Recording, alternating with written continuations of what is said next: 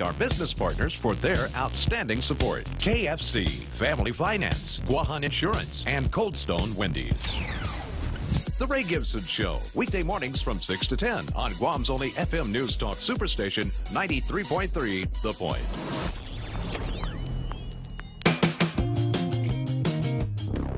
The Point is KUSG, Hagåtña, Guam, 93.3 FM and 104.3 HD3. Firing back at his accusers. I'm Jack Callahan, Fox News. In the wake of the special counsel investigation, President Trump says the country is ending a very, very dark period.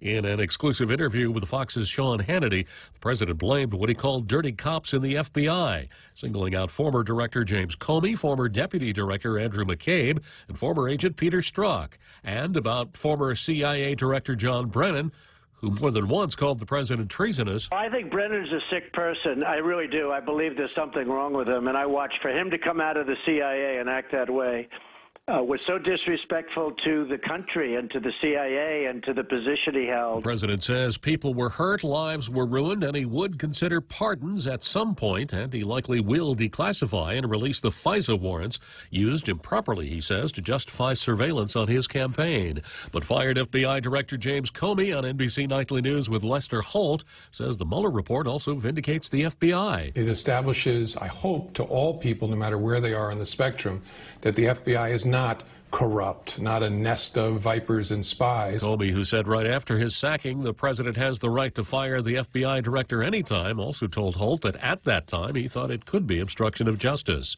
Cook County State's Attorney Kim Foxx attempting to justify the decision her office made to drop all charges against actor Jussie Smollett, telling Fox 32 in Chicago. The dropping of the charges in no way exonerates Mr. Smollett. He was afforded an opportunity that we have under our Alternative Prosecutions Unit, that in exchange for the community service and his bond forfeiture, the case would be dropped. Fox says she does not believe that Smollett was innocent of the charges that he faked his own hate crime late last year. This is Fox News.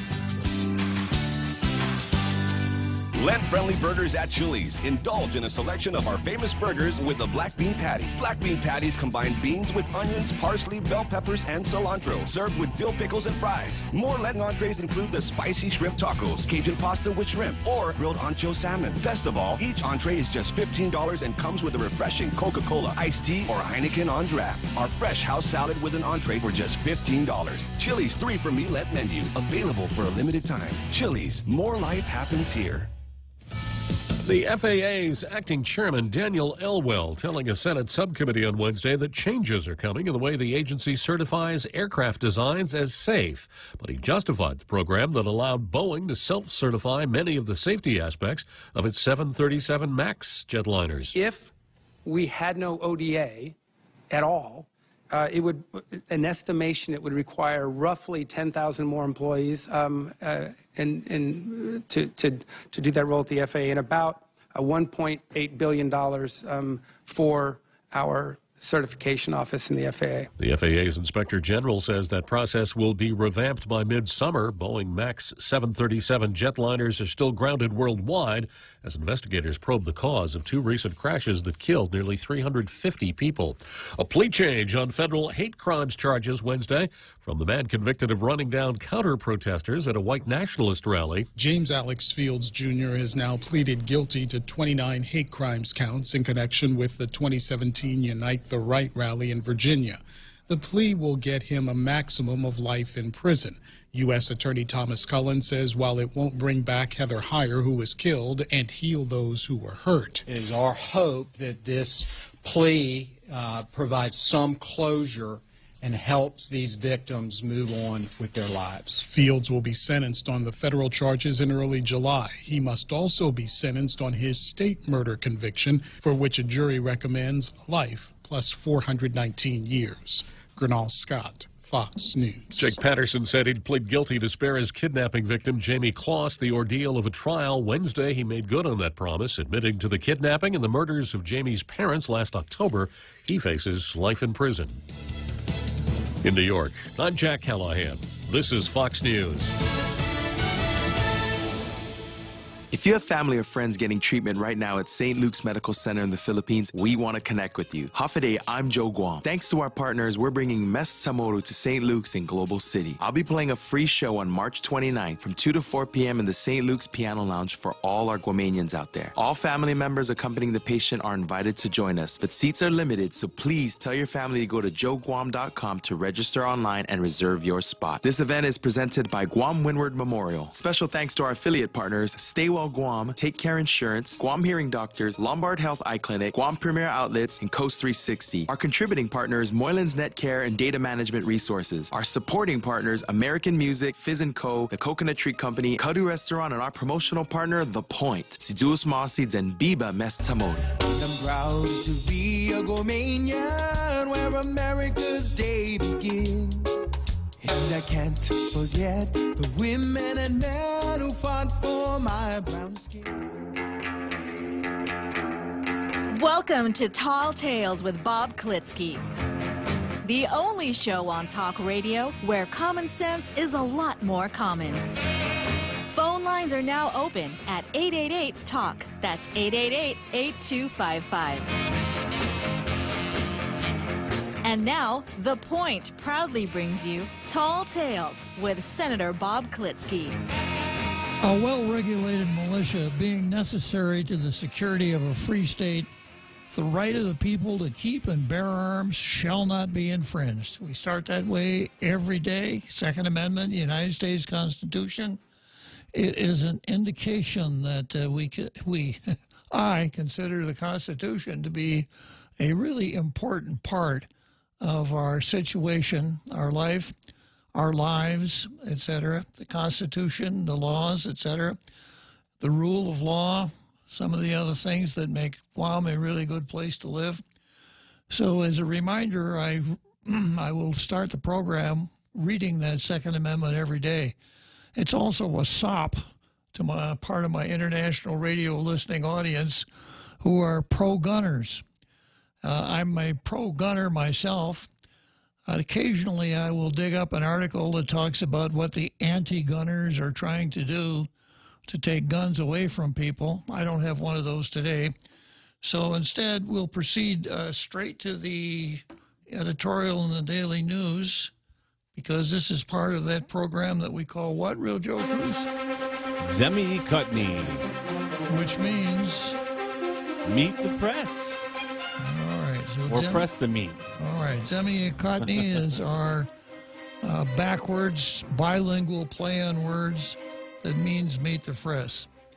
And today the Daily News is talking about funding transit. The Office of Public Accountability issued a financial audit of the Guam Highway Fund and found that a substantial amount of money has been used for projects that are unrelated to highways or transportation. What would Gomer Pyle say about that? Surprise, surprise.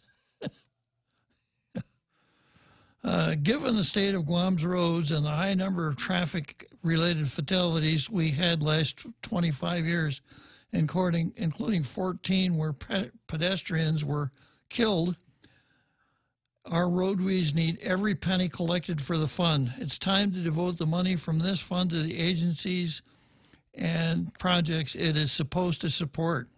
Well, this will be a test for the Lou Leon Guerrero administration, who promised that we're not going to do some of the financial shenanigans that we saw over the last several administrations, where money from special funds was tapped to go to the general fund for such things as payroll. I have spoken out on this before, And I've taken, I suppose, the rather unpalatable stand that until we get to the point where there is not enough cash in the account to pay payroll, and the government announces checks are going to be late this week, we should have the checks out by next Tuesday when we'll have enough cash. Until that happens, we're always going to pull this shenanigan. We're always going to be pulling money. The government of Guam finance plan, borrow from Peter to pay Paul, and then find another lender. Often described as the Kathy Kakigi kerfuffle, when Kathy Kakigi was called on the carpet by the legislature for taking several $100,000 from a land survey fund at the Chamorro Land Trust, money that was supposed to be used to survey land trust leases, and put it in the general fund for payroll. When she was called on the carpet for that, she said, well, which law do you want me to break? So that's been the mentality for a long, long time, that it's okay to tap all of these funds if that's what you have to do to make payroll. It's okay. And I mentioned before that I could understand a governor not wanting to be the first governor during whose watch payroll wasn't made on time. But until that happens, this is what we're going to be putting up with. Well, yeah, we did have to tap that special fund for the money, but we needed it to make payroll. Oh, okay. No harm, no foul. When a responsible cash management policy would be to say, no, we're not going to be spending money on all of these other things. We're going to save our money so that when payroll comes, we're going to have enough money to make it without engaging in shenanigans. Anyhow, that's the Daily News editorial.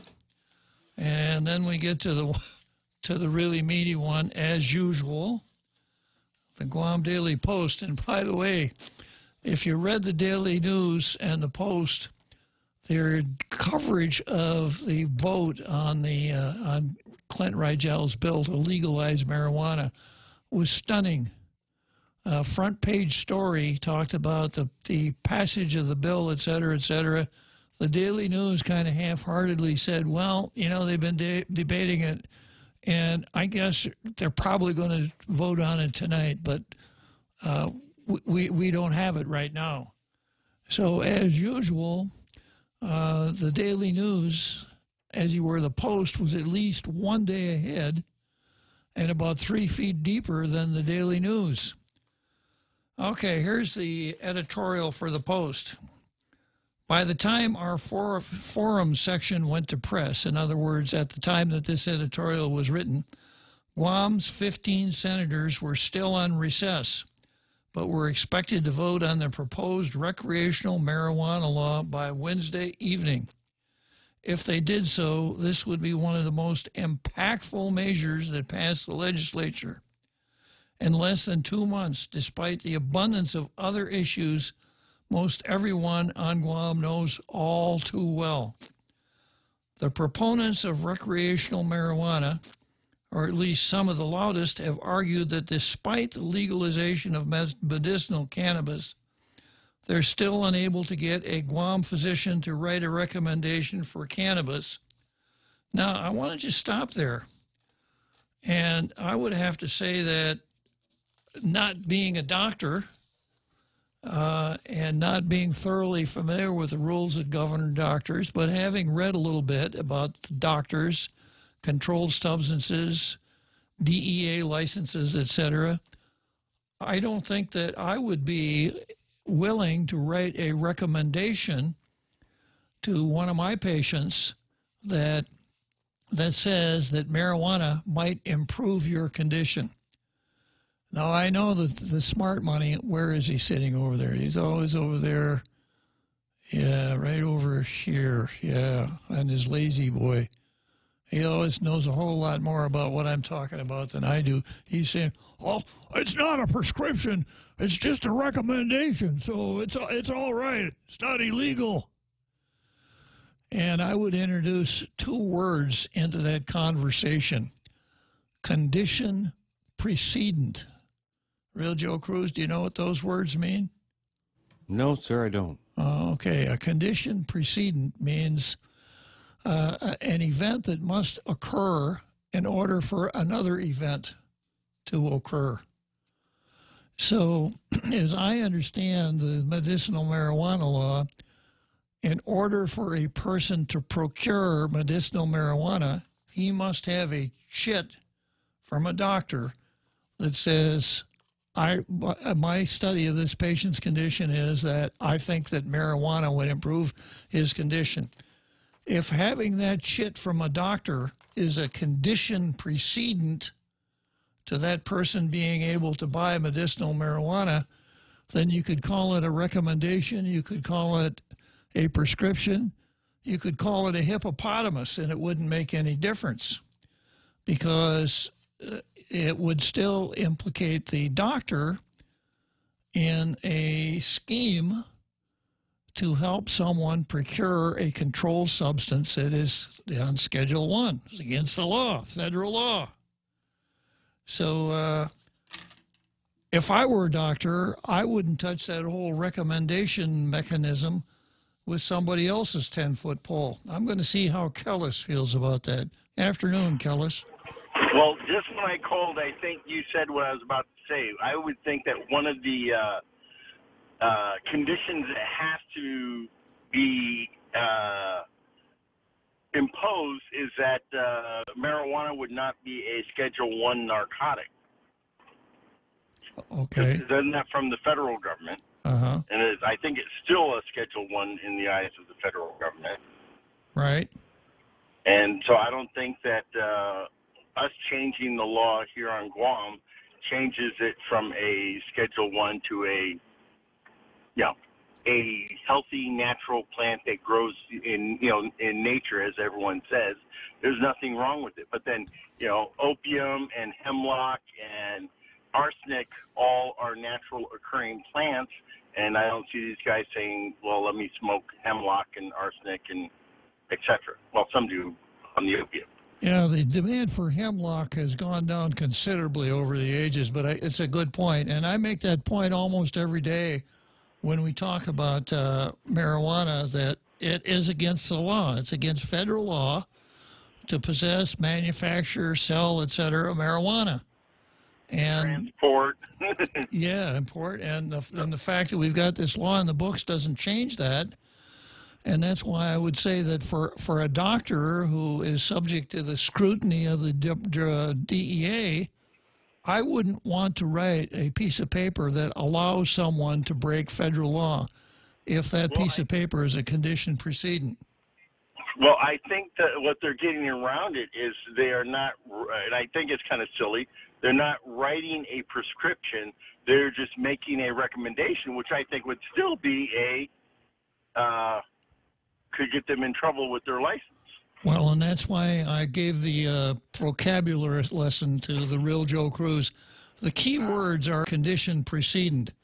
If it is a condition precedent to buy medicinal marijuana, that you have that piece of paper from a doctor, then it doesn't matter what you call it. It's still assisting someone in breaking federal law. But I would sit there and think that before anyone could sell a Schedule 1 narcotic, because at least if I am not a lawyer, etc., but I would think, I think that literally it is very controlled who is allowed to manufacture and grow and sell Schedule 1 narcotics. And they don't just sell them willy-nilly, right, to anyone. It's normally to like universities or pharmaceutical companies for testing and et cetera. And even then, it's on a very limited basis. Very limited. Yeah. That's why I don't know how they're going to get it in the first place. Yeah. Even though evidently I hear rumors that there is actually marijuana already on Guam. That's what the proponents are saying. Well, it's already here. People are already smoking it. People are already doing it. So we might as well legalize it. Well, people are also having sex with, minors, and maybe we should just legalize that also. up to very, very young ages. You just listen to the paper, read the papers or hear the reports on the radio. I mean, just because someone's doing it doesn't make it should be legal. I agree, Kellis. Okay. Thanks for, I like your show. Well, thank you, Kellis. Thanks for calling. You have a good day. Bye. So that would be my feeling. If I were a doctor, I would not write a recommendation that my patient could be helped by a marijuana prescription, knowing that if he had that paper, he could buy marijuana, and without that paper, he couldn't. So it doesn't make any difference what label you put on it. You could call it a Wheaties box top, and it doesn't make any difference. So going back to the editorial, the proponents of recreational marijuana, at least some of the loudest, have argued that despite the legalization of medicinal cannabis, they're still unable to get a Guam physician to write a recommendation for cannabis. Yeah, that's true. And along the same lines, you're probably still unable to get a lawyer to help you set up your marijuana business. And I've explained that one before. Lawyers, if you are accused of a crime, a lawyer can come to your defense. But it's unethical for a lawyer to help you plan on how you're going to break the law. Marijuana's against the law. There's just no getting around that. Maybe it won't always be against the law. And, of course, one of the arguments I think even Clinton made was, we need to hurry up and pass our law here so we can start our own marijuana industry before it becomes legal. That's a really good argument. Prescribing marijuana will put a doctor at risk of losing a doctor there. I guess we have some conjoined twins on the island that are doctors. Their Drug Enforcement Administration license to prescribe medicine. So long as federal law classifies cannabis as Schedule I controlled substance, it's unlikely doctors will take the risk. Others are arguing purely for the money aspect of pot for leisure. The legislation calls for a full-on industry for planting, processing, and selling weed. And I got to compliment Clint on that. The old saying is that if you're in the restaurant business, you don't try to sell steak. What you try to sell is the sizzle. Okay, I've got one of the Toms on the line here. Is that our Tom? Yes, sir. Okay, well, I'm going to come back to steaks and sizzles, but first I'm going to talk to, hello, our Tom. How are you doing, sir? Good. Yourself? Not too good ever since last night. Uh-huh. You know? Yeah. Isn't there something that the the Attorney General in Washington can do about these things? To me, there has been a crime committed, and the crime is I'm talking about our legislators down here in Guyana. It seems like they committed a federal crime. Yeah, I hear what you're saying. Not in a sense, because they did not do it physically. They did not inhale it. They did not light it up. They did not possess it. But I mean, it seems like they all conspired to commit a federal crime, because it's still a Schedule I substance, and it's federal law. It's against it. Federal laws against possession, distribution, and all that, et cetera, and yet they authorize themselves to commit that federal crime by saying, it's almost like slapping the Constitution in the face, spinning the Constitution, and saying, to hell what the Constitution says.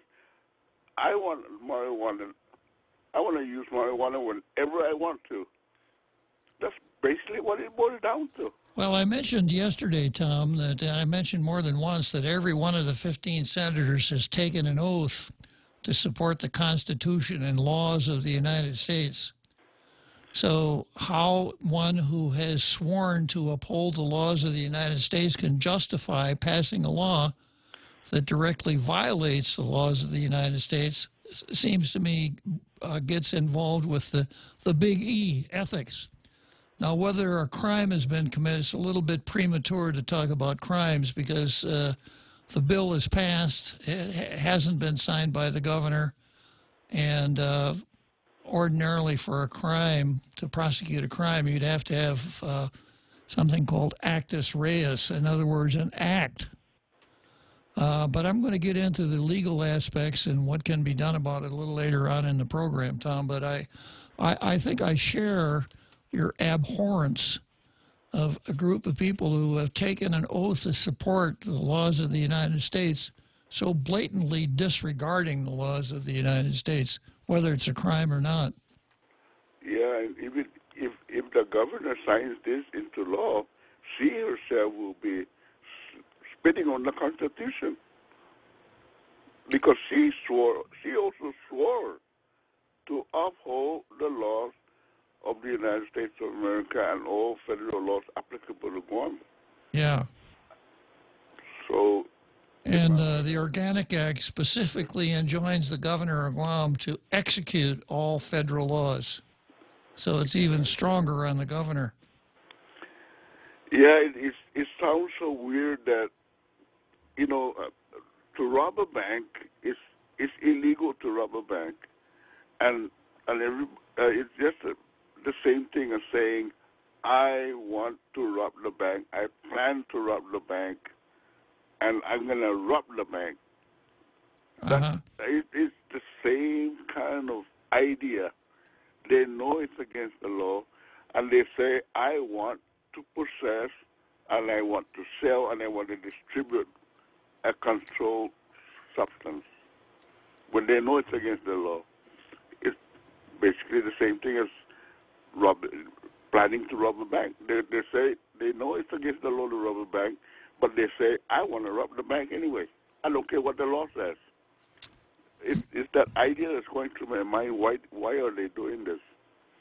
Irregardless of whether it's safe or not, I don't care about that. What I want to know is, why do they deliberately want to violate the law? Well, it's a good question, Tom, and I think it makes it a little more difficult for those of us who value living in a community with the rule of law. A responsible parent would teach his child, you know, son, it's our daughter, you should always obey the laws. If the sign says stop, stop at the stop sign. But Dad, you know, the law is against possession and growing of marijuana, and you do it. Is that okay? Well, yeah, it's okay because the legislature said it was okay. But what about the federal law? Well, pay no attention to that. I think what you really want to do here, Junior, is do as I say, not what I do. That's kind of the lesson that I want you to learn when it comes to be a law-abiding citizen. I went to the meeting last night, and there was one person that said, everybody's already using marijuana anyway, so let's legalize it. Yeah. Then another person says, let's do it because it's safe. It's not going to harm anybody. It's not going to harm our children. The idea that everybody is doing it, let's just legalize it anyway, is the same thing as saying everybody disobeys the speed law anyway. Nobody follows the 35-mile speed limit, so to hell with just remove all the speed limit signs and just let everybody drive whatever speed they want to drive. Well, Kellis had kind of a hard-hitting example. He said if you read the papers, you see an awful lot of people are sexually molesting children. So perhaps the way to deal with that would be just to take the criminal laws that punish such conduct, take them off the books. Anyhow, Tom. I'll let other people chime in. Nice to talk to you again, Bob. Same here, Tom. Okay, bye. So going back to the editorial, others are arguing purely for the money aspect of pot for leisure. The legislature calls for a full-on industry for planting, processing, and selling weed. New tourists will come to Guam because they want to smoke here, and Guam will create a lot of jobs, the proponents have claimed. So before Tom called, I was using the old analogy that a restaurant will not sell you the steak. A restaurateur, he won't sell you the steak, he'll sell you the sizzle. You know, you walk past the grill and you hear that steak sizzling, and boy, that really makes you think, I want a steak. Whereas if your advertisement talks about choice Angus beef or something like that, it's not anywhere near as enticing as listening to the sizzle of that steak. So I got to give Clint high marks for marketing this program the way he did. Clint didn't say, I want to legalize a feel-good drug, which is all we're really talking about here. I want to legalize a feel-good drug. He didn't say that. What Clint was selling was economic development, a new industry, commerce, jobs, taxes, etc. So instead of selling that chunk of meat laying on the griddle, he sold the sizzle. Well, I hear my bumper music sizzling in the background. Is that Dave Brooks? Yes. Dave Brubeck? Take five, yes, sir. Yeah, good. Thank you, Real Joe Cruz.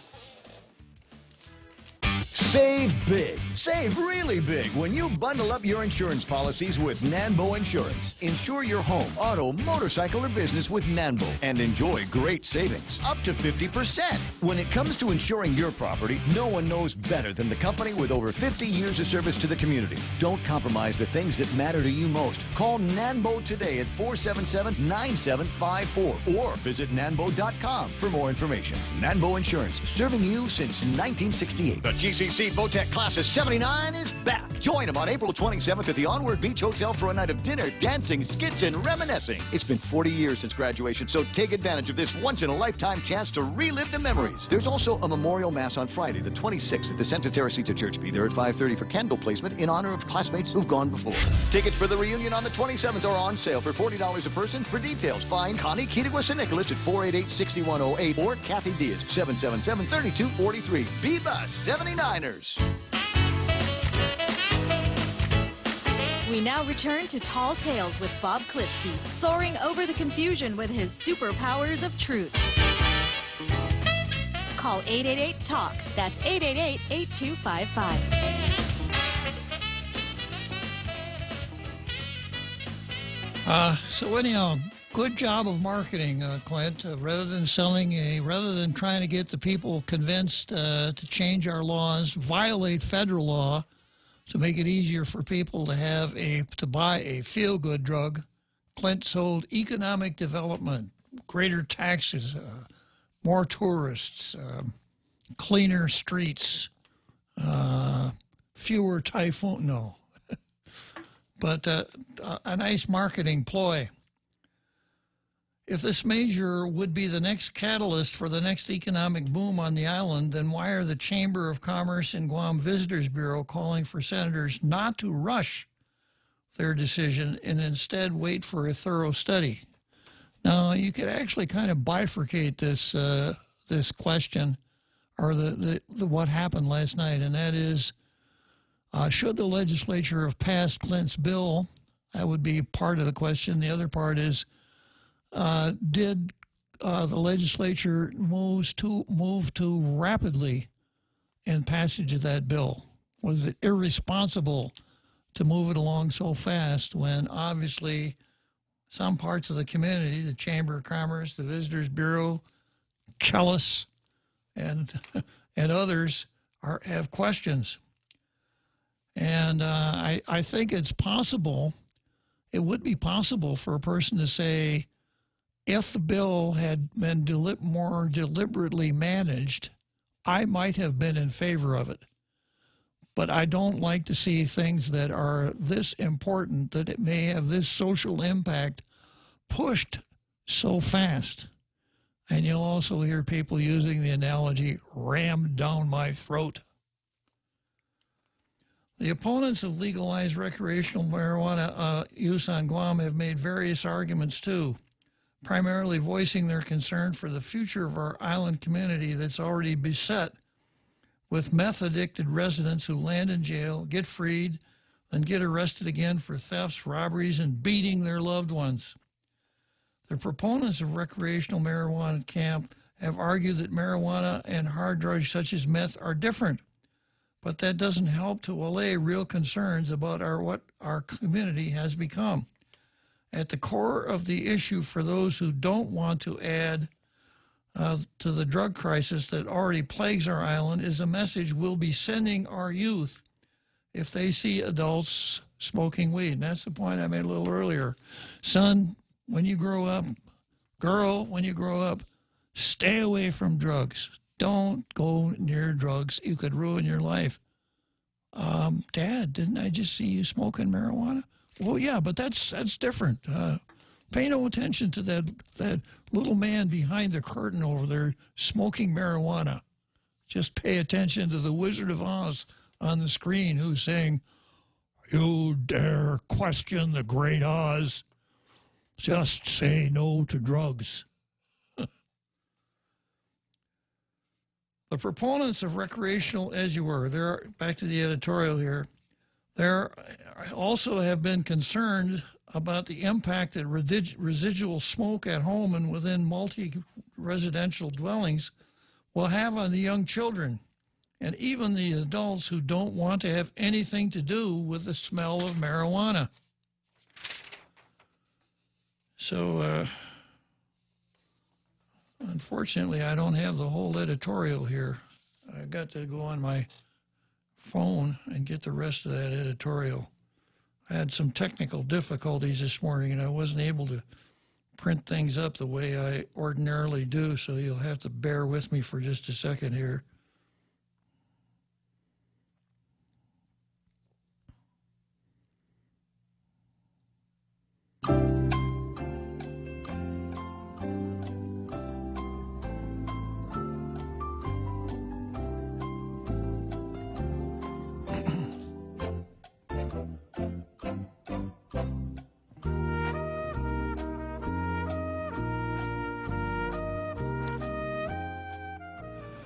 It's a pretty hard-hitting editorial on behalf of the Post. I don't want to paraphrase. I don't want to misquote what they said, and unfortunately, I wasn't able to print out the whole editorial this morning. So, just a second, I'll have it here on my phone.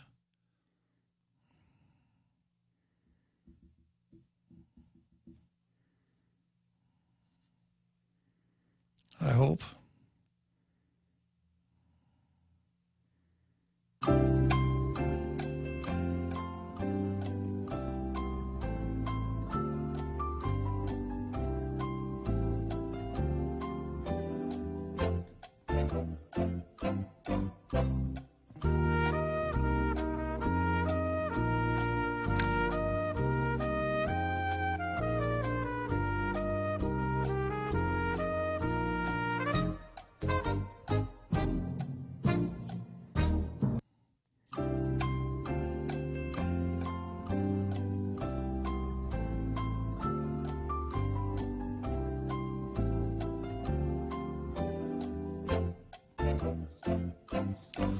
Well, while we're waiting here, just let me, while I'm kind of writing herd on my phone, which seems to be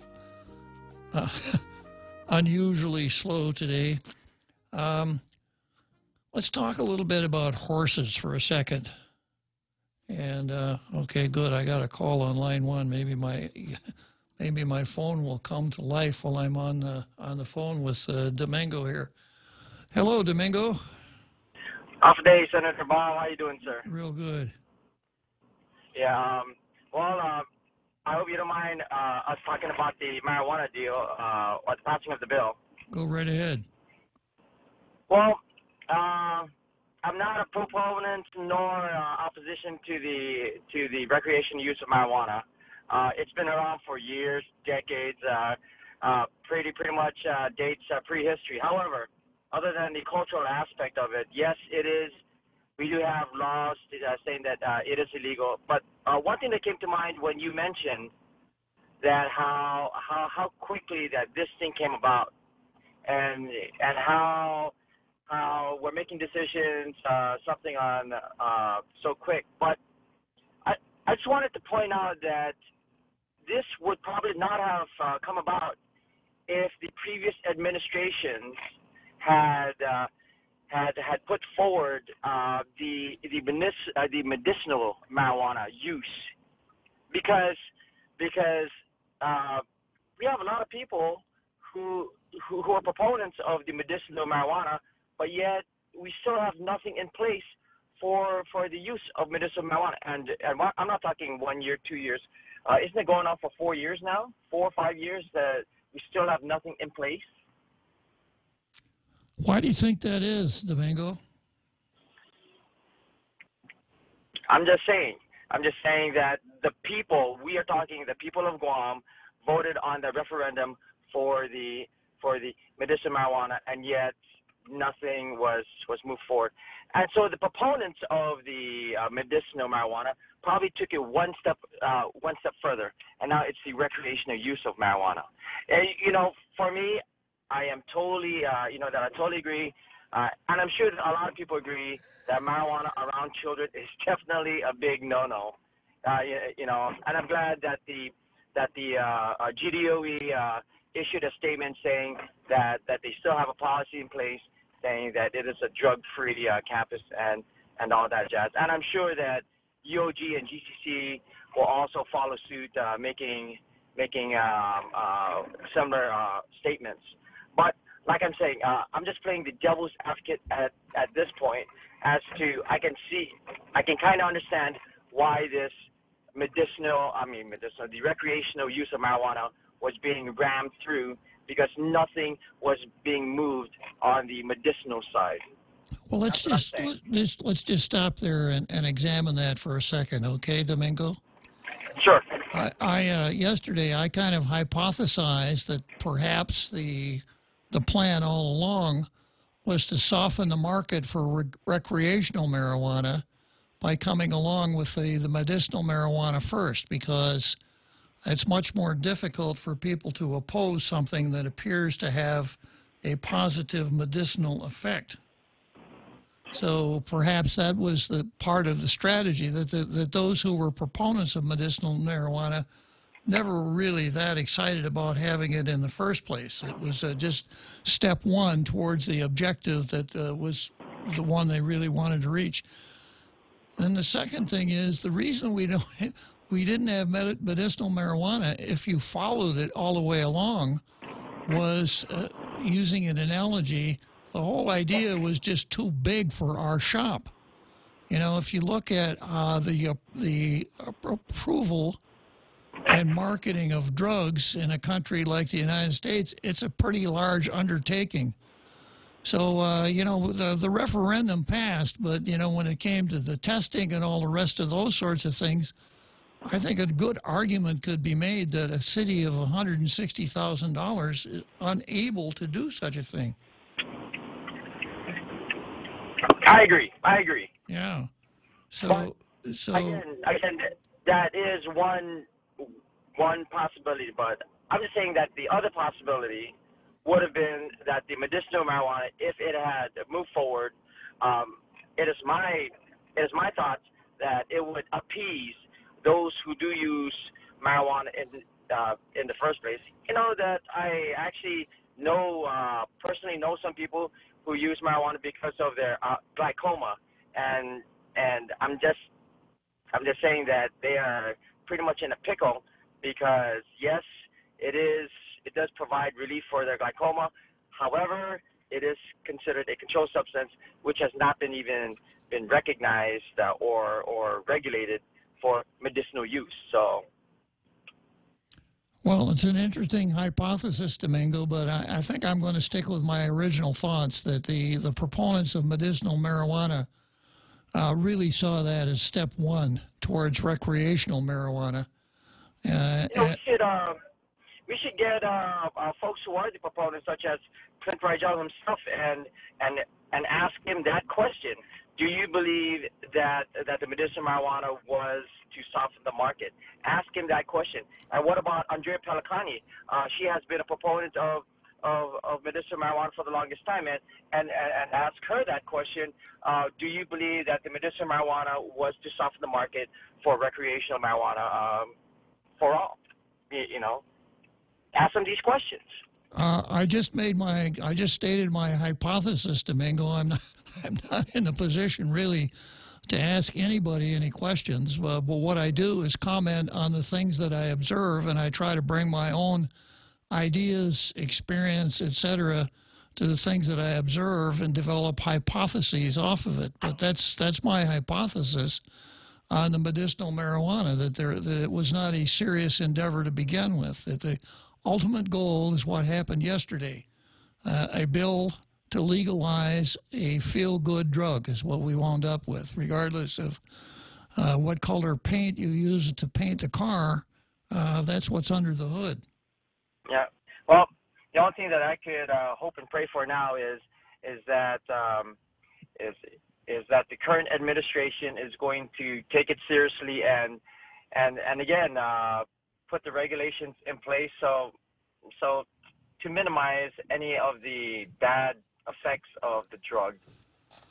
So. Well, let's talk about regulations. You know, I think that perhaps the one thing that our government seems to be almost completely incapable of is drafting proper regulations. I gave you the Chamorro Land Trust Commission. I give you the whole medicinal marijuana thing. So I have little faith, especially when you look at the makeup of the Cannabis Control Commission. I have little faith in that group of people coming up with regulations that are going to be salutary. I see this as maybe it lines up, but I see this as a potential sticking block, if nothing else. Well, how you mentioned earlier that there are proponents who have an agenda to really push this through. I'm telling you that from what I've heard and from what I've observed, like yourself, is that these folks are bulldogs that maybe they will be pushing through regulations that will work. But again, it is just my hopes and prayers that this administration will have something that will benefit and address all the concerns for our island's needs. Okay, Domingo. Well, I really appreciate your calling in and sharing your thoughts with us today. I'm really having a difficult time pulling up this Post editorial. I can't really figure out why. Just give me one more minute here, Real Joe Cruz.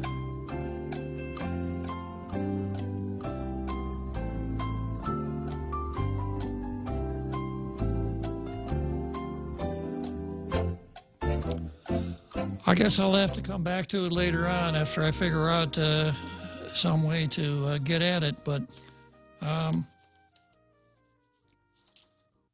anyhow, I'm paraphrasing the editorial. The Post editorial said that there were really two kinds of senators. They broke it down into two classes of senators, those who were in a hurry and those who weren't. And the Post said that it was going to keep a close eye on those people, on the ones that were in a hurry. That's basically the ones who were in favor of the bill from now on. So one of the things I was going to do here, first of all, I want to talk about training horses for a minute, and then I'll get into it. I don't know much about training horses, maybe a little bit about dogs, but with horses, I know from the movies that people use ropes and bridles and spurs and whips and things like that to train horses. And the idea is that if you treat the horse with some of these tools, spurs and whips, etc., you can modify the horse's behavior. And you can what's called, I guess, break the horse. You could get the horse to do what you want it to do. So that's the way it is with horses. But my question is this. If you try really hard to train that horse and the horse dies, does it make much sense to continue to beat the horse? The horse is probably not going to change much once he's dead, right? So are those who are dissatisfied with yesterday's result beating a dead horse? If you understand that expression, real Joe Cruz. Yeah, I do, sir, but I don't have a horse in the race. You don't have a horse in this race, huh? All right. Or a dog in the fight. A dog, okay. How about a dog and pony show, real Joe Cruz? That's a good description, sir. Okay. All right. So one of the things I wanted to talk about here are winners and losers in this quest to legalize a feel-good drug. And I'll come back to that in just a minute after I've take a short break.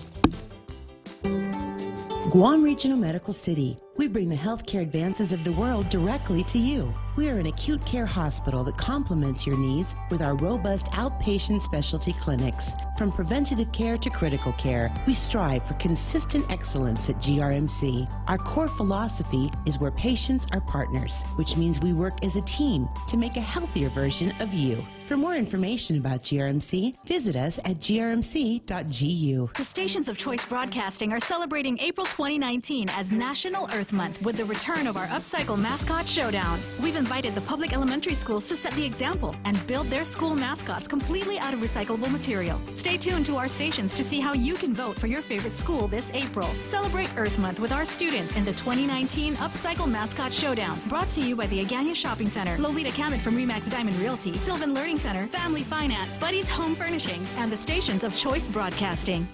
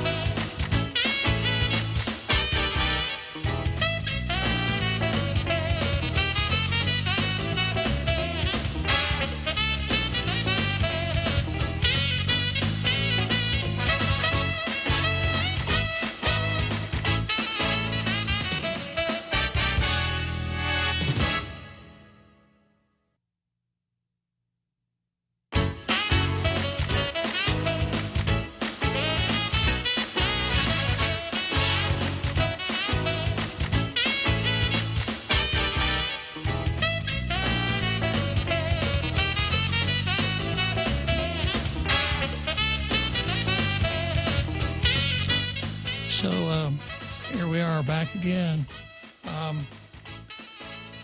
Yeah, winners and losers from this endeavor to legalize a feel-good drug.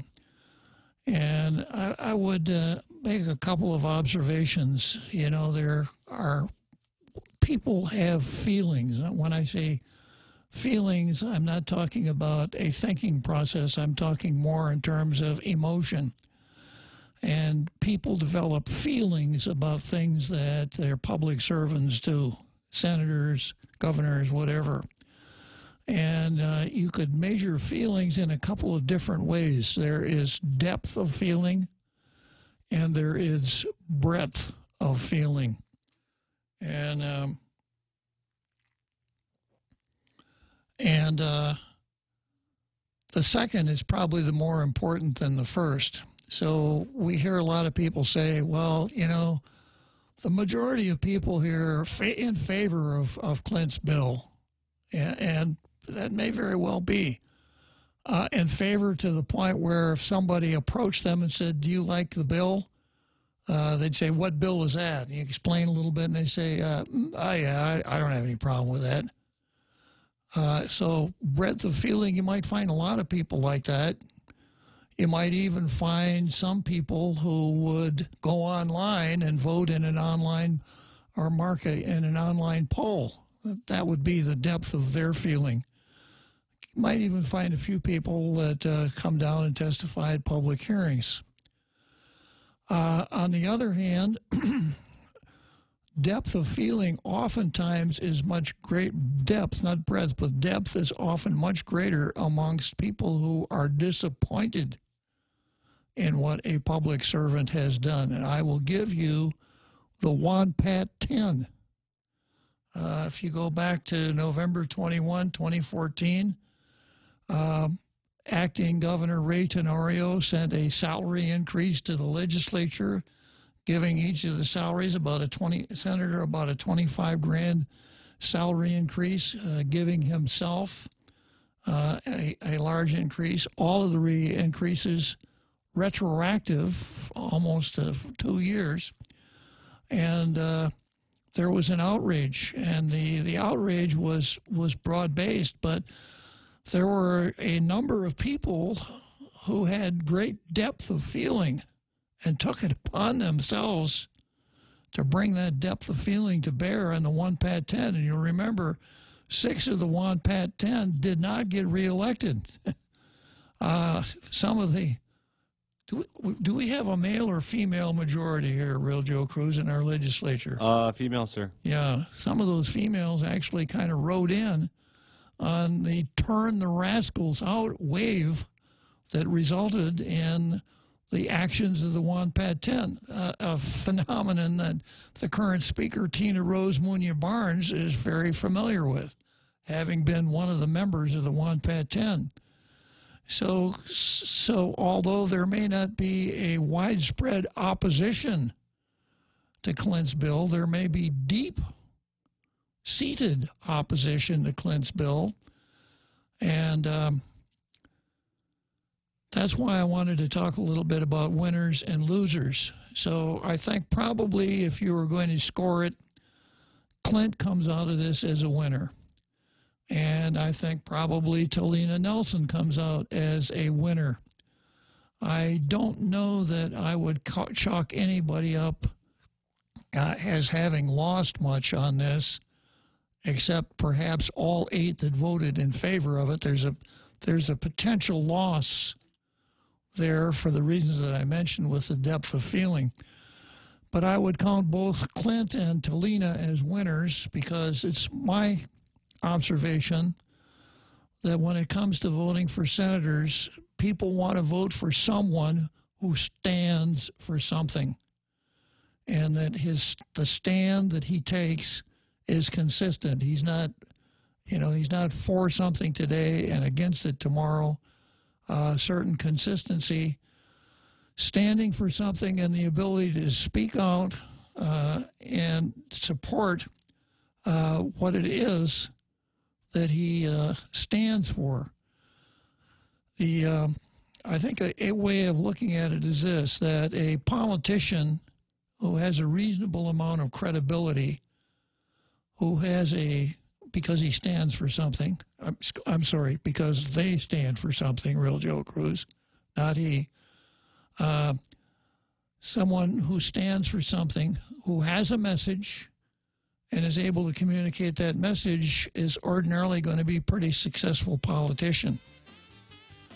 I'm going to come back to this after the halftime break. And maybe by that time I will have been able to put my hands on the Post editorial.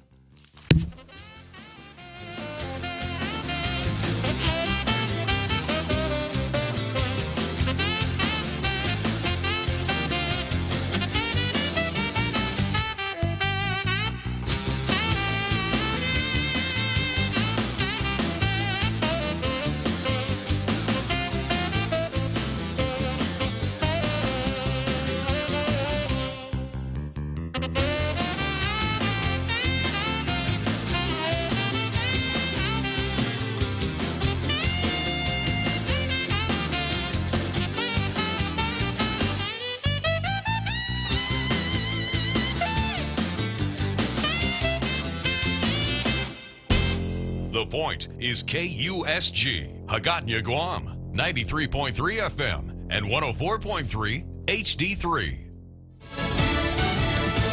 Feeling vindicated on Jack Callahan, Fox News. That's what President Trump has told Fox's Sean Hannity in an exclusive interview about the special counsel investigation, which found no evidence of campaign collusion with the Russians. The president says he supports calls for an investigation into the way the whole thing started, branding some in the former leadership of the FBI dirty cops. He was also highly critical of House Intelligence Committee Chair Representative Adam Schiff, who repeatedly claimed he had seen evidence of collusion. In one way, you could say it's a crime what he did, because he was giving, making horrible statements that he knew were false. And frankly, I heard they should force him off the committee or off the committee chair. He should be forced out of office. The president says he will declassify and release the FISA warrants at the genesis of that investigation, and says he would have done that sooner, except his critics would have called that obstruction. 2 people are dead, several others injured after a one-man crime wave erupted in Seattle Wednesday afternoon. A gunman shot one driver during a carjacking, fired on a city bus, shot and killed a driver in a second carjacking, and then crashed that car head-on into another vehicle, killing its driver. Seattle's Deputy Police Chief Mark Garth Green. We only believe that this is a one lone suspect involved in this random, senseless act. They are not yet sure of the motive. The suspect has been arrested. A Maltese ship rescued as many as 120 migrants from the Mediterranean Sea. Some of them then commandeered that vessel and ordered it to head to Europe. Malta's armed forces report they have now retaken control of that oil tanker and put the migrants in custody. Asian stocks closing Thursday mixed. Dow futures are down about 40 points after a down Wednesday on Wall Street. But somebody's got big money coming in the Wednesday night $768 million Powerball jackpot. One winning ticket sold in Wisconsin. This is Fox News. Laddie Stone Entertainment and the stations of Choice Broadcasting proudly present the Miss and Mrs. Curry Guam Pageant on Wednesday, April 3rd at the Sheraton Laguna Guam Resort. Tickets are $25 in advance and $35 at the door. VIP tickets are $50 in advance and $65 at the door. Tickets available at the High, Misa Zone, the Vault, and from any of the lovely curvy contestants. Doors open at 6 p.m. and the show starts at 7. Hosted by yours truly, Ryan the Mixologist, and the beautiful Liza Camacho. Special thanks to Pitbull Empire, Local Promos, Figure 8, One Punch Media, and the International Sports Center. It's a seafood celebration on the Lent menu, now back at King's Restaurants. Your tasty favorites like salmon curry, orange shrimp, and whole deep-fried parrotfish will have you swimming with flavors from the sea. Our fried rice with salmon or shrimp will make ordering easy and delicious. It's a seafood celebration on the Lent menu. Available all day, every day, just for Lent, and only at King's. Jamie Kloss will not have to testify against the man who killed her parents and kidnapped her from the family's home in Wisconsin last fall. Suspect Jake Patterson making good on a pledge to plead guilty in front of Barron County Judge James Babler on Wednesday. You understand it and wish to enter into this plea agreement? Yes. Did anyone make any threats or promises to get you to sign this form or to plead guilty? No. Anything outside of this plea agreement? No. Patterson faces life in prison when he's sentenced in May. Leaving the courtroom, Patterson said, "Bye, Jamie," even though his 13-year-old victim, whom he'd held captive for 88 days before her escape, was not in the courtroom. Microsoft says it has seized 99 websites used by Iranian hackers to steal sensitive information and launch cyber attacks. And the feds say they've put a dent in those annoying robocalls. The Federal Trade Commission shutting down 4 companies that they say were responsible for billions of scam phone calls, many of them asking for money for fake charities or threatening fake government fines and seizures.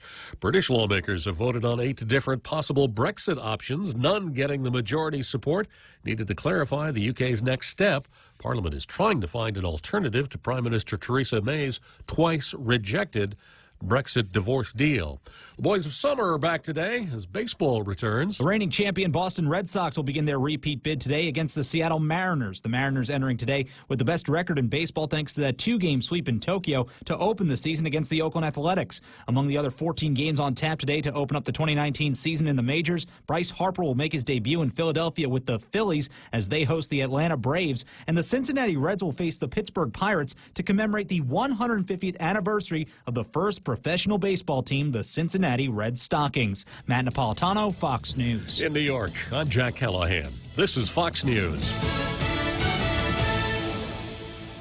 When your family needs medical care, how often do you find the need to visit multiple clinics? When a child has a serious ailment, do you find yourself meeting a medical provider only to learn you must go somewhere else for testing? At the FHP Health Center, you can find multiple specialties and testing services under one roof. And if your family needs urgent care, FHP is there for you with convenient weekday, evening, and weekend hours. Voted the island's best clinic and Pica's best 2 years in a row. FHP, our island, your clinic. Learn more at FHPGuam.com. Shrimp and guacamole for Lent at Subway. The all-new shrimp and guacamole combines generous portions of whole shrimp and a spread of guacamole served on freshly baked bread, paired with vegetables cut fresh daily in restaurants and sauces that are sure to excite your taste buds. Hurry in, it's only available for a limited time. Other fresh Lenten flavors include the classic tuna or the mouth-watering greatness of our seafood sensation. Don't forget the Veggie Max, a delicious and tasty vegetarian patty. Visit any of our convenient locations today. At Subway, you make it what you want.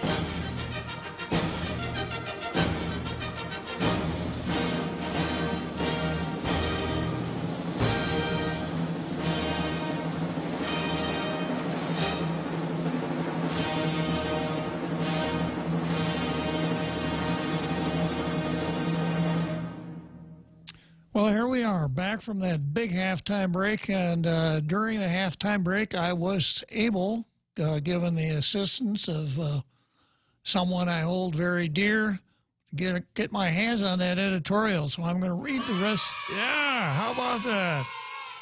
I'm going to read the rest of that editorial, and then Real Joe and I are going to do the welcome back Carter routine. So, the last paragraph that I read went like this. There have been concerns about the impact that residential smoke at home and within the multi-residential dwellings will have on young children and even the adults who don't want to have anything to do with the smell of marijuana. And then going on. At the end of this process, 2 types of senators will emerge. And, of course, this was written before the vote, so I could change that to present tense.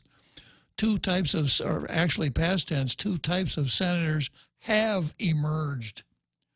Those senators who made such a hasty decision for money, leisure, and a shortcut from the stringent rules of the medicinal marijuana law, that's one category. The second group consists of the senators who wanted to be cautious and respectful of many of the island's residents' call to give the issue more time to be discussed openly in public. Some even call for putting the decision up for a vote in a referendum. we will keep a record of the two types of senators to emerge from the debate. So they got a list of names. Ooh. And we'll be sure to remember in less than 2 years when they're up for a vote. Okay, so those 8 senators that are out doing their victory lap right now potentially have some editorial opposition from the Post in the next election. I heard on the news this morning that Eugene Santos, who called that meeting last night, that open house in Tamuning, that the open house was the beginning of a move to impeach the marijuana aid. I think probably what he meant was recall, because we don't have a mechanism for impeachment. We do have a mechanism for recall. So that's what I meant by depth of feeling. Now, when I talked about winners and losers, I call Clint and Talina both winners, because they both stood for something. They were both able to articulate their position as to what it was that they stood for. And perhaps the vote didn't go their way, but people will remember, on either side, people will remember what they did, and they will remember it in a good light. I think even people who are on the opposite sides might think well of those people. But given the depth of feeling, it may very well be that the 8 have stirred up resentment that might hurt them at the end of this term. I want to digress for a moment to ancient Greece, to Athens. And as I understand it, the word politician comes from the Greek. And you world history buffs like the real Joe Cruz know that democracy was kind of an invention of the Athenian Greeks, right? That was one of the first places it was tried. And the politicians in Athens and ancient Greece were honorable people. They were held in high regard, because when you had a democracy, when you had various elements attempting to move the elected body in their direction, obviously there would be disagreements, hard feelings, etc. So it was the job of the politician to work with everybody in that democracy to try to come up with something that was, the least objectionable to the largest amount of people. We don't see politicians doing that anymore now, especially in these days of identity politics. So taking that into consideration, I think that the Cannabis 8 made a serious mistake the way they handled the parliamentary aspects of their bill yesterday, and probably pissed off maybe 50 or 60 people that they really didn't need to piss off, and perhaps pissed them off to get to that depth of feeling that I mentioned earlier. And what they did yesterday was they changed their whole MO, their agenda, so that Clint's bill could be properly engrossed, so that it could have been voted upon last night, and it was. And Talina said, Talina made a motion to adjourn, or maybe it was Therese Trelawney made a motion to adjourn tomorrow morning so that senators could go to that meeting. And if you watch the key parts of the session, it was pretty clear that the decision had been made somewhere. This is not going to happen. We're going to vote before that meeting. I think this was a serious error on their part. If you follow the way the legislature ordinarily does business, they'll start out with a list of bills, maybe 10, 15 bills, and they'll go through that list in some form of an order, and they'll dispose of the bills, pass them, etc., and pass each bill, and then go on to the next and on to the next. And at the very end, after the clerk has engrossed all of the bills, they'll have one session where all they do is vote on the bills from that session. In other words, they don't start out with Bill A, pass Bill A, stop, engross it, vote on it, go to Bill B, pass it, stop, engross it, etc. That's what they did yesterday. So it was pretty obvious what the intent was. The intent was to pass that bill before that town meeting could be held. So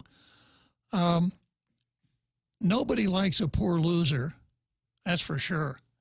But I think even less, a group that draws even less affection is a poor winner. So obviously, at the time that these parliamentary maneuvers were going on, the proponents of the bill knew they had the 8 votes.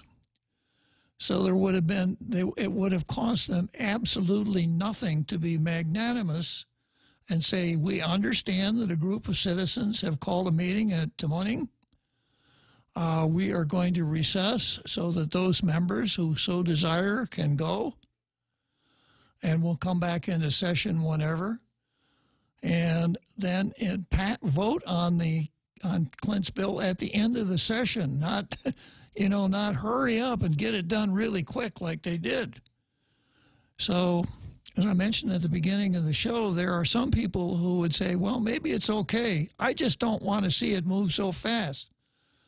Well, that's exactly what they did. Even if that wasn't the intent, that's exactly how it looked. We got to hurry up and do this because some people might not like it and they're having a meeting tonight, so we got to pass it before they can have their meeting. Not the way to build good relationships, etc. Not the way to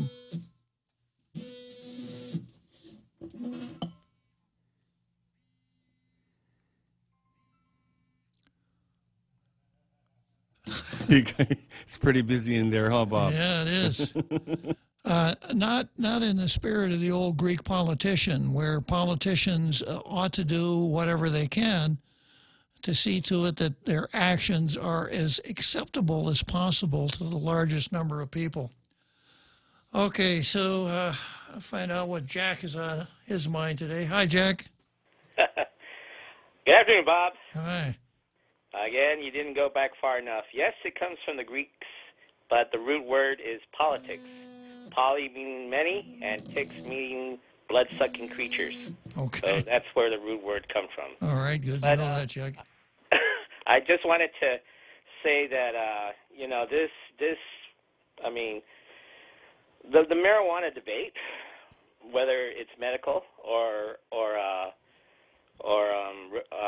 recreational use, has been building. You have to remember the other radio station was running a Tuesday night program dedicated to marijuana uses. It's hard. Is that all, Jack? Is that the only part of their program day that they dedicated to marijuana use was just Tuesday night? They had a strategy. If you listen to talk radio a lot over to on the other side before this station came on board, you would notice that on peak hours, the subject automatically switched to marijuana. It was like clockwork. Augie would call up like clockwork at the peak listening point. And whatever the subject was on, it would switch to cannabis or marijuana. So it's a good strategy. I don't blame them. I don't fault them. I think they hammered it in pretty much, and we just have a poor conservative base. We really don't have a true conservative base here. We have the GOP, which is not a true conservative base. They're not even traditionalists. And so, I had this conversation with you. It was, they're mostly progressives out here. It doesn't matter which party they belong to. They don't have the ideology. They don't have the background. They don't have the traditional forefront to be conservatives. And so you see this throughout. And what can you do? You can rely on technicalities to try to right something that is wrong.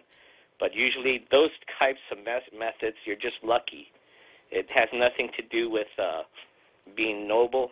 It has nothing to do with doing the right thing. And that's the sad part about it. But the reason why I wanted to call, have you kept up to the Jussie Smollett case? Yes, I have. As a matter of fact, I had an item on the car. I was going to put an item on the card called Rahm Emanuel versus the left. Actually, Rahm is on the left. So. Exactly, but he is going to get in trouble with the left because although he is a card-carrying member of the left, he has committed cardinal sins. He has criticized Jussie Smollett, who is a homosexual and who is black. Now, the fact that Jussie Smollett engaged in some really egregious conduct has absolutely nothing to do with it because that isn't the decision-making tools that the left uses. You have to, first of all, you put a person in, you locate a person in his identity group, and then everything flows from there. Well, Jussie is in two favored identity groups. So the fact that he filed false police reports, committed mail fraud, and all these other things, kind of irrelevant to the left. And you can see how the prosecutor, the state's attorney involved, who has links back to the Clinton, treated the whole thing. That the prosecutor knew how to deal with Jussie. Give him a pass. Expunge his record. Yeah. So I think there's a big brouhaha between the police department right now and their state's attorney. But I was wondering, in your opinion, do you think that there's still a federal charge? Yeah, because he used the mails to mail a letter that was arguably extortionate, I think. So, at the beginning of that whole kerfuffle, there was a mention, I think, by Illinois authorities that even the FBI was looking into it.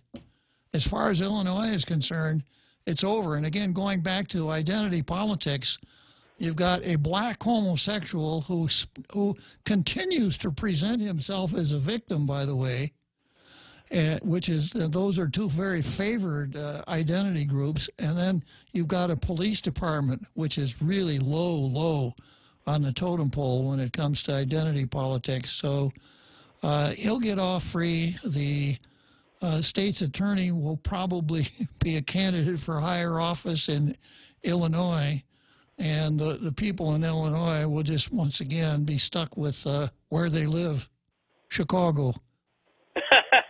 Yeah, I think the outskirts of Illinois is just like California. It gets more conservative. It's just that in these inner cities where the population is big, it's controlled by the Democrats, and so Chicago's always been controlled by the Democrats. Ever since. But and Jack, when I was a kid, you've heard of kids playing cops and robbers. You maybe played it when you were a kid. Well, we understood that kids in Chicago played cops or robbers. Well, today, I mean, I cannot express this more, that today, right now, as it stands, the bar has been set very low if you decide to be a man or a woman. I mean, the requirements is very low. So is there a difference? That's what I mean. The requirements are very low now, whatever you want to claim. But just one more thing, if I can offer a solution to this for those who are against recreational marijuana. You need to hit these people where they hurt, and most of the progressive format is on our local talk radio ship, and they've been hands down pro marijuana. And if you want to hurt them, you go to their advertisements and say, "I'm not buying your product. I'm not listening to your radio station because you took a stance that is against my values." I think if you did that, and it has worked here in Guam before. So, you need to hit these people. It's not just easy just to mouth off something without repercussions.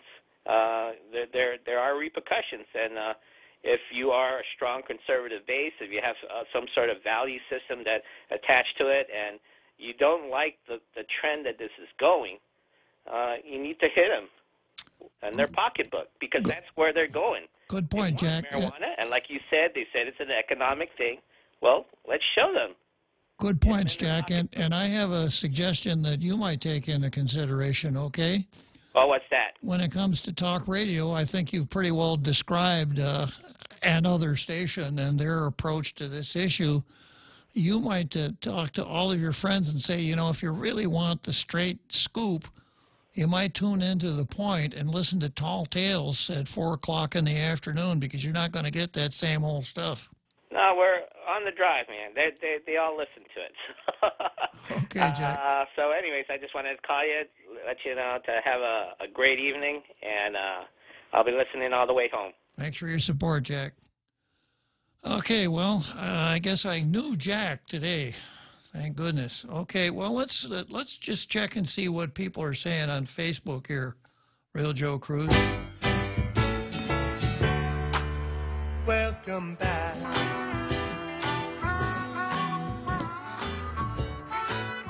So let's see. I've got Rico Blancafor. Hello, Judge Bob, and Real Joe Cruz. Wow. And I've got Steve Dominic Zanini. We voted medical, so it's apparent.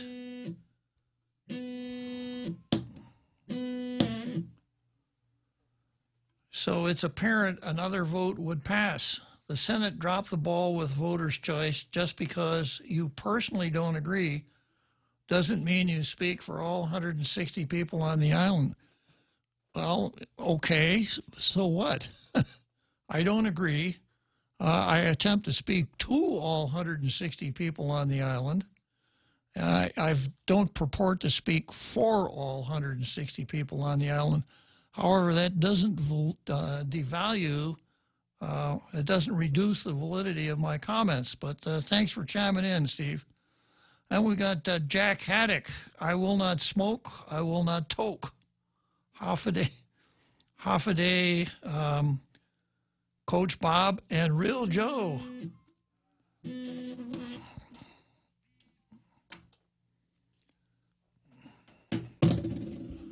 And then I go down here a little bit more. Lynn and Vince Paulino, half a day. And then Barry Big B Mead. But Regina Bisco-Lee, who touts herself as a biochemist, supports. And then Barry also says, as you were, James Howard, Akimoto for president. Okay. Chris Abalencia, ask someone about that. Laughing out loud. Joe Cruz. No, this isn't you, I don't think. I think this is another Joe Cruz. Stop arguing. It's happening. Well, that's why I went through that long song and dance about, can you still train a horse after he's dead, or are you just beating a dead horse? James Howard, Dr. Yamamoto does cannabis recommendation for patients. Well, that's an interesting tidbit. If I ever needed a cannabis recommendation, I would know where to go. The Real Joe Cruz. Yeah. All right. Here's another Joe Cruz. Speaking to Tom. No, Tom, let it go. You didn't win.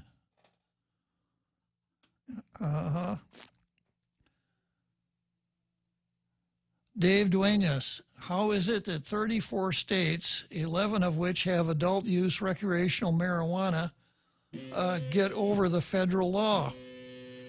And we can't. Well, a couple of things that I would say there.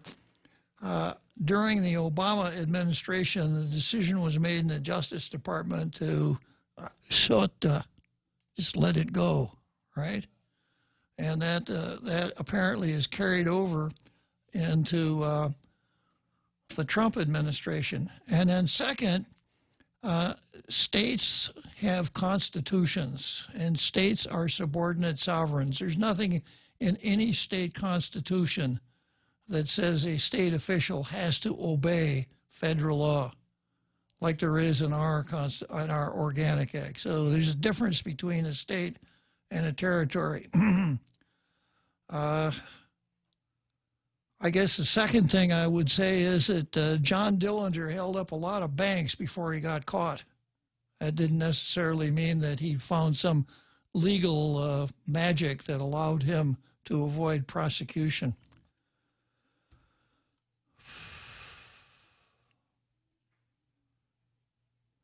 James Howard comes back. Power to the people. Well, that's a pretty good slogan.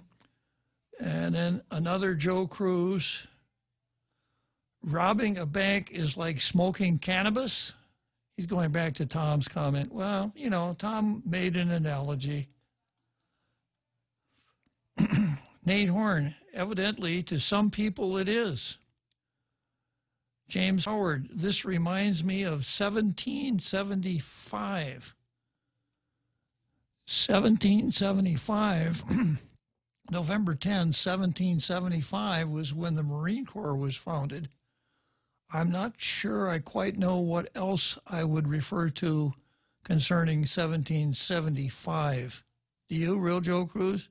I don't recall, sir. I think I was too young at that time. American history buff that you are. Tedo says, if legalized, there are large numbers of bona fide farmers that are tax exempt for selling their produce wholesale to commercial retail stores.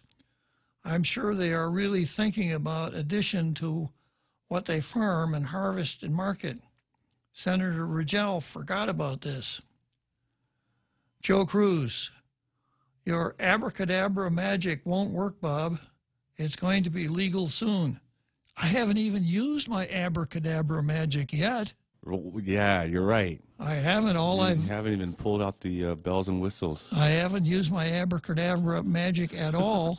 The closest I've ever come here was my crystal ball. And that's been working pretty good. And that works. That's almost 100%. So, so far I haven't gone to the abracadabra magic. I've just used the power of reason to participate in this discussion. Let's see here. Chris Abalencia, but it's okay for little Johnny or little Mary Jane to watch Daddy and Mommy drink booze? No, it's not okay.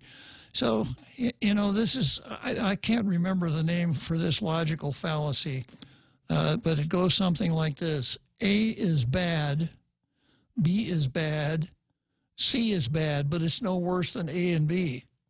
That isn't really that persuasive. So alcohol is bad, tobacco is bad, therefore we should embrace another mind-altering substance.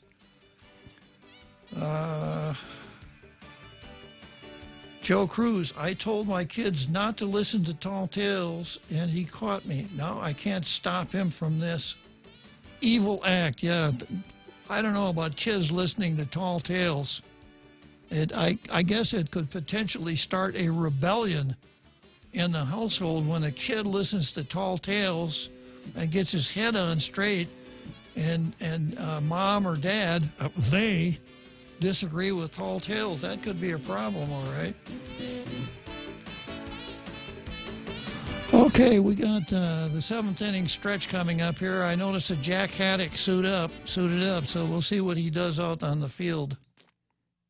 Help celebrate Earth Month with 93.3 The Point and the return of the Upcycle Mascot Showdown. Stay tuned for details on the upcoming live event and how you can support your favorite school. The Upcycle Mascot Showdown, brought to you by Lolita Kamet from Remax Diamond Realty, the Agana Shopping Center, Sylvan Learning Center, PBS Guam, and 93.3 The Point. The Extra Point with Jerry Roberts of Guam Training every morning on The Ray Gibson Show. If I asked you if you had grit, if you truly had grit, what would you say? I'm Jerry Roberts, and at 7:20 a.m. on The Ray Gibson Show, you'll need to get ready because grit will be it, and it will be up for grabs. You can find daily transcripts of The Extra Point at guamtraining.com. Tune in every weekday morning at 7:20 for The Extra Point with Jerry Roberts. Brought to you by Guahan Insurance Services and First Hawaiian Bank on 93.3 The Point.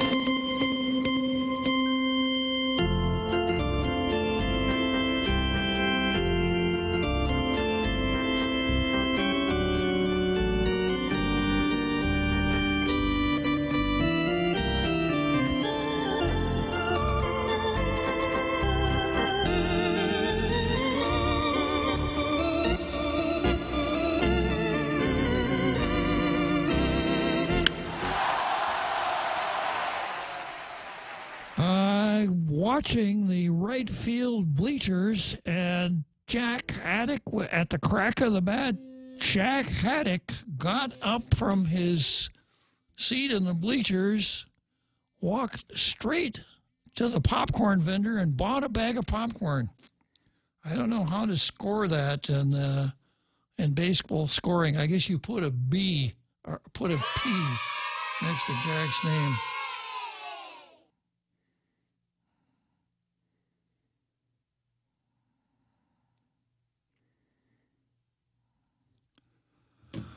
Okay, so back to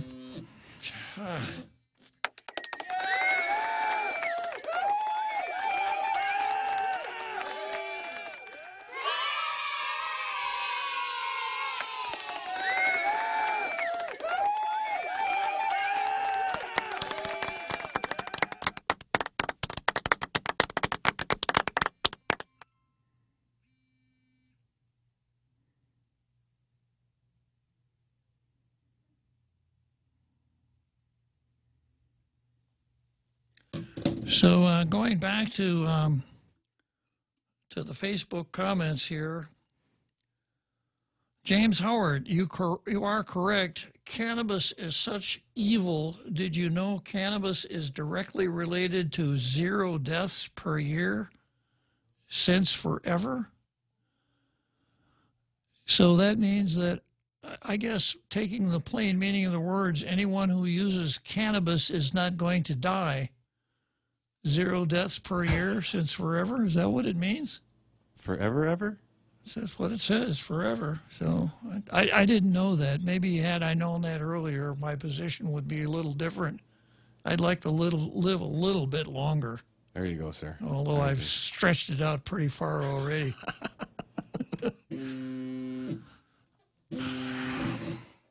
Gonna take a short intermission here.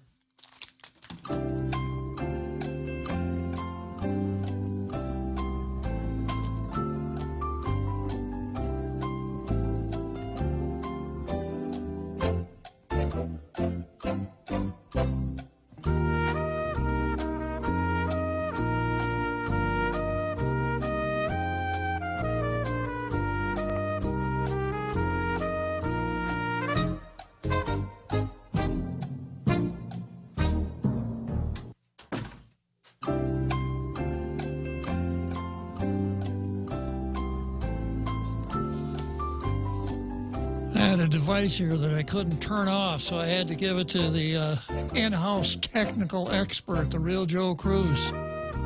Welcome back, Bob. Yeah, here I am. Okay, so Nate Horn says, but there was no step taken. That was the issue. I don't know what that connects to, Nate Horn. James Howard, it's a conspiracy. I knew it. All those potheads and their tactics of evil. All right, let's see who I got here in line one. Let's see, Mo Atkidoon. Hello, Atkidoon. Yeah, I've been listening to you every day. Good call, Mo. Good use of your time. Yeah, in the one day I slipped through it, I got you on the next day on Facebook a rerun. Uh-huh. I never watched Boss, so I'm really up to date. Good. I'm following your position on everything. I think you're well thought out. You've been taking a little heat today. Not bad, but some people are unhappy that you're not happy or whatever about the cannabis thing. But I thought I'd end the show with a compliment, because I was very, very happy with your comment on the pandering that was done on Tranquilidad. I've been watching that place, with the 28 people who live there. Yeah. And 3,000 people on the waiting list. They can't seem to be able to think it through that 3,000 people would love to be down there, and there are apparently people willing to build the thing, and I think Ray DePaza came up with a good plan, but he got shot down pretty bad. And your position, I thought, was definitely that our governor got pandered by the those living down there to the detriment of. Yeah, well, she was pandering to the old folks down at Trinkiladat. Yeah. And my criticism is this, Mo, for politicians in general. We go out and we look for politicians who we think are going to say yes. And we wound up with politicians who are really good at saying yes, when oftentimes what we really need is a politician who has the intestinal fortitude to say, no, I'm not going to do that. It's irresponsible. And I don't think that our new governor has the fortitude to do that. When she was face to face with the old folks down there at Goma Tranquilidad, you people are not going to have to move. I'm going to see to it that you can stay here, to the detriment of the thousands of people that could be moved down there. So that was my point. But I'm glad you grooved on that, Mo. Well, I was very impressed. My main project that I'm working on is Hospital Point, to get a convention center up there, but I won't get into that today. I just wanted to say I appreciated that comment because I'm up in age. I wouldn't mind living down there, but with 3,000 on the waiting list. Yeah, for $100 a month to live down there, I could understand why they don't want to move. Yeah, and I do know there are some people that are pretty wealthy that live down there, but. It's just hearsay. So anyway, I wanted to kind of leave you with a compliment, since you might feel that you've been hit a couple times today. You know, being the host of Tall Tales is not a place that you go where you want to have people fluff up your ego all the time. I see to it that what I'm here for is to facilitate the thinking process. And if people disagree with me in that endeavor, all the better. I would much rather deal with that than people who don't much care about what's going on. Well, you moved up a couple of stripes with that comment, so and keep going. You got some way to go with me, but I like listening to you. I think you're definitely on track. Well, thank you very much, Mo. Okay. Thanks for calling. See, Mo, how you doing? Okay, back to the Facebook comments here.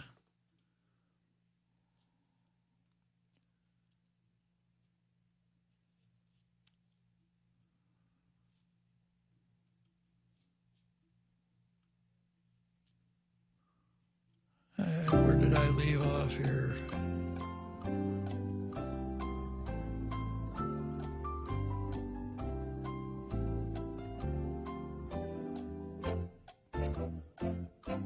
We got a lot of comments today.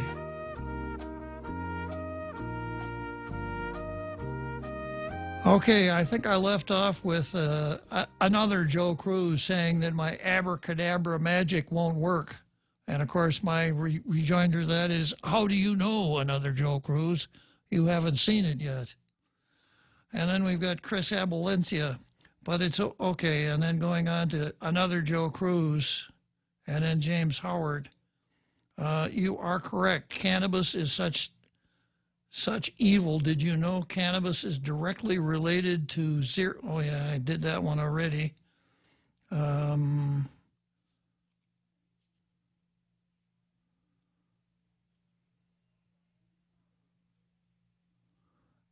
Another Joe Cruz. Bob keeps calling it a feel-good drug. Maybe he tried it? It feels good, no? Oh. And then we got Jose Martinez. That's exactly what happened here in Colorado. The possible pitfalls were denied or downplayed, and so Colorado now holds the dubious distinction of leading the country in first-time drug use. And the rate of monthly marijuana use among 18 to 25-year-olds in states with legal weed is nearly 3 times as much as states that haven't legalized it. By the way, 18 to 25 is the age when schizophrenia often begins to manifest. And since legalization, Colorado has seen a spike in marijuana-related emergency room visits by people between the ages of 13 and 30.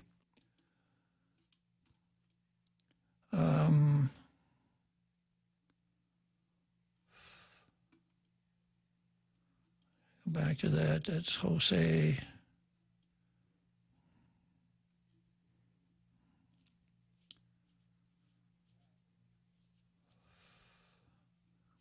And irresponsibility that can shatter lives, and don't just take our word for it. And then he has a link there. Well, I suppose that there are some involved in this controversy who would say that if the use of marijuana by people 18 to 35 has increased threefold, they would say, see, that's good. That's good news. James Howard, maybe it's time to go fishing, everyone. Chris Abalencia, and since legalization, Colorado has seen a spike in marijuana-related emergency room visits by people between the ages of 13 and 20. Any deaths reported? James Howard, no, wait a minute. James Howard, Lanya Jose. James Howard, come on, guy. Chris Abalencia. And the rate of monthly marijuana use among 18 to 25-year-olds in states with weed is nearly 3 times as much as states that haven't legalized it. That's because it's legal. And as I was saying, there are some, I suppose, in our international radio listening audience would say, the rate is increased by 3 times. Oh, that's good. That's a great benefit from legalization. Pierre Tarin, looks like the potheads are out celebrating today. They should fit very well on our roads with all the potholes. Be careful driving out there. Chris Abalencia, how many emergency room visits by people between 13 and 20 were a result of alcohol? That's, let's see.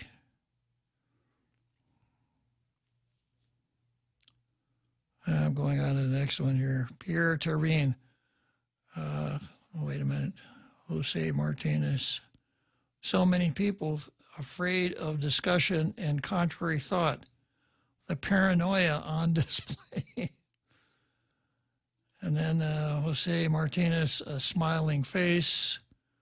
Albert Eliasson, clapping hands. Pierre Tarin, why don't you enlighten us? And another Joe Cruz, no way, Jose. Nate Horn, an enemies list. Where have I heard that before? Probably with the Juan Pat 10, Nate Horn. Pierre Tarin, Obama's White House, the enemies list. Yeah, I guess Richard Nixon had his enemies list also. Another Joe Cruz, a parliamentary ruling from another Joe Cruz. You're out of order, Bob.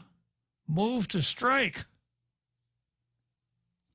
Motion denied. Oh. Where's my gavel? Motion denied. Thank you, another Joe Cruz. James Howard, just like when they raised taxes last year. James Howard must have been by design. Pierre Tarin, by design on Guam. LMAO, I can't remember what that one means. Do you know, real Joe Cruz? Which one, sir? LMAO. Oh, laughing my butt off, sir. A? Oh, laughing my... Yeah. Okay, I got it. All right. Okay. Jose Lemtiaco, it's not called a Windy City for nothing, going back to my chat with Jack about the Jussie Smalley matter. Joe Cruz, Jack wants to hurt people. That's another Joe Cruz. No, I don't think so. I don't think Jack wants to hurt people. Jesse Lemtiaco, real, so violent. James Howard, kind of like Nazi. Good point. Well done. Wow. We're getting a little far afield here. Sure loser, Jack and Bob. This is from Jesse Limtiaco. Sure loser, Jack and Bob. Jesse Martinez. Lots of arrested development on display. Jack Haddock. Ti uchumupa to marijuana. Ti uchumupa to marijuana. I don't smoke marijuana. Okay. Malik and Ozak. Pierre M. Tarine. James Howard. I was wondering how long it would take for someone out of the argument to give us the Nazi treatment. Apparently not very long. Pierre M. Tarine. Jesse Lemtiaco. No wonder you like to blow up smoke. Jose Martinez. Red herring. James Howard. Going back to his 1775 comment, he said 1775, 13 colonies revolt against Britain. And then he says 1776, revolution. I think probably 1776 is a little bit more accurate. Okay, let's see what Rommel is going to add to the conversation here. Hello, Rommel. Hi, good afternoon, sir. Hi. We're happy to hear your voice. Well, thank you. Today, every afternoon, I listen to you, and hello, are you there? Yeah, I'm still here, Rommel. Oh, I'm sorry. Yeah, it's just out of frustration while I'm listening to you about what happened yesterday.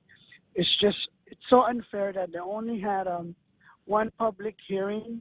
I mean, some folks have to work, and we couldn't make it to that public hearing that they had.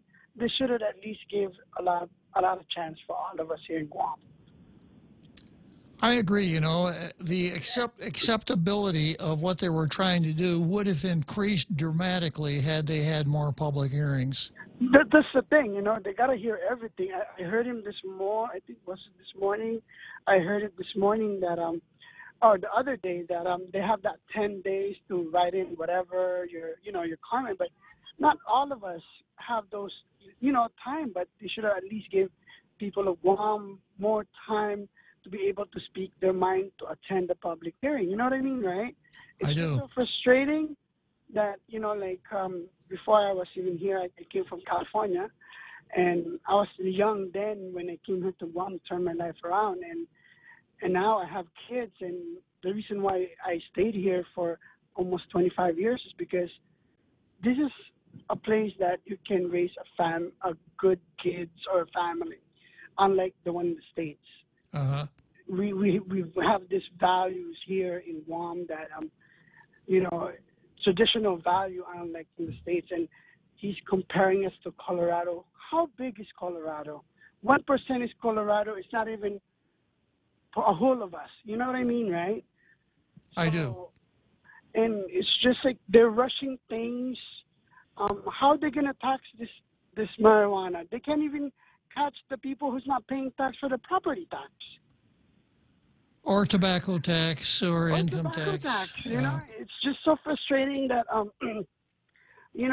don't know if if they have kids, the one that approved this bill, but people like us that work like 8 hours a day don't even have time anymore to watch our kids, and then now they add this.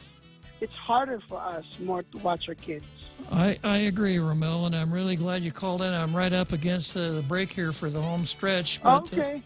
Please call again. We'll always listen to you here on Tall Tales, okay? And, I appreciate you being there for, to just remind people of Guam that we need to stand up for something that we need to keep, our tradition here. Okay. Safe here in Guam. Thank you, Rommel. Right. Okay, I think it's coming up soon. Yeah, we're on Route 1 and near the airport intersection, right? There, see it? What's the keyword? Look for the keyword. Check out the Vantage Digital Billboard and reap the rewards. Catch the keyword on the screen and get a free Americano or tea with menu purchase when you mention the keyword at your next visit to the Hive. Conditions may apply. Did you see it? You got it. I got it. You just focus on driving. Take advantage today and take a look at Vantage Advertising's digital billboard located on Route 1 at the airport intersection. Looking for a great deal on a new Chrysler, Dodge, Jeep, or Ram? Then get to Cars Plus in Mighty now for our spring sales event. Like a new Jeep Compass Sport, $166 per paycheck. Or a new Chrysler Pacifica LX, $220 per paycheck. Or save $8,500 on a new Ram 1500. How about a new Jeep Wrangler Sport? Only $274 per paycheck. Low 1.99% financing is available on approved credit. Save thousands during our spring sales event going on now at Cars Plus in Mighty. Cars Plus, driven by you.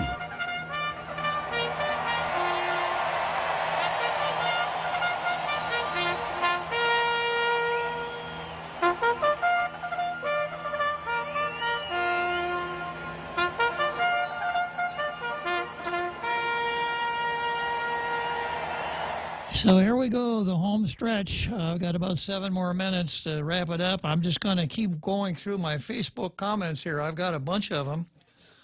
Starting out here with Elwin Champaco Quitano. Future scenario, kid, quote, "Hey, Dad, what's that you're smoking?" Dad, quote, "It's a joint, son. I'm smoking it to feel good. And besides, it's legal." Kid thinking, let me call my friends since they say they have stuff we can smoke with a pipe. Families are going to turn ugly around here. That's what Elwin Champaco Quitano says. Quitano. Jesse Limtiaco, congratulations, Senator Rigel. Way to show those prohibitionists the people have spoken. Now, who are the prohibitionists, I wonder? So as I recall, prohibition began in 1920 and ended in 1933. There was a prohibition party, and the thrust of prohibition was to prohibit that which was legal at the time. I don't think there are any... I suppose it's possible that someone who was a member of the prohibition party in his upper 90s could still be around, but I don't know any of them. Jesse Martinez, legalized marijuana introduced by our colonizers. This is Jesse Limtiaco. By our legalized marijuana introduced by our colonizers to keep us placated. Except there seems to be a lot of aggressive tokers. I'm here. If all else fails, blame it on the colonizers and default to identity politics. That always works pretty well. Chris Abalencia, 3-minute recess. I had to take a 3-minute recess because of that device that was out of control. And we've got Chris Abalencia. That would fall to poor parenting. I don't know which post that was referring to. And Jesse Limtiaco has a very interesting video on his post. I don't know who that is supposed to depict. And we've got Jose Martinez. I learned it from watching you, Jesse Limtiaco, legal adult use cannabis. And as you were Jesse Limtiaco, legal adult use cannabis on the U.S. colony of Guam. Okay. Chris Abalencia, Bob, James, and I were responsible as you were responding to Jose, laughing out loud. Tedo, Guam, non-governing unincorporated territory. America is great. Yeah.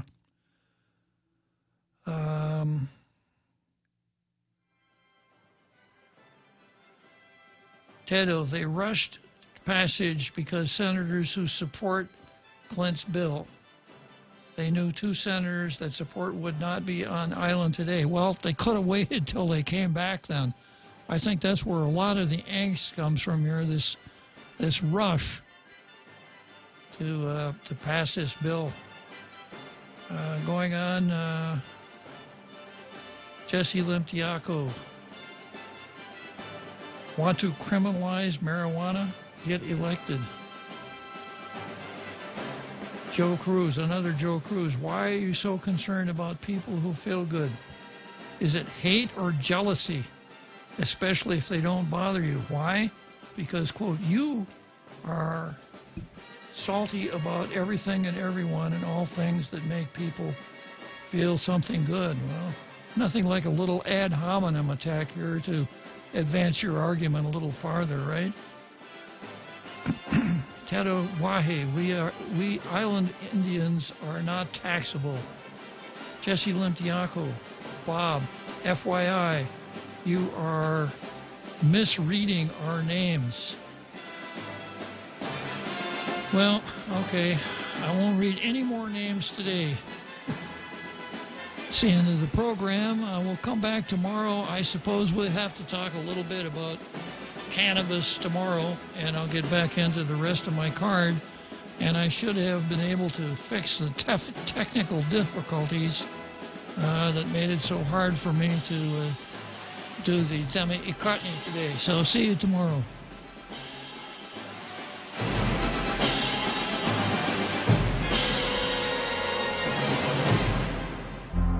The Point is KUSG, Hagåtña, Guam, 93.3 FM and 104.3 HD3.